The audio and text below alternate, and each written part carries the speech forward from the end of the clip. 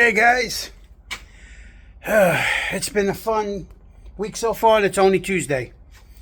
We've got the convertible top with the glass in it this time, the right way.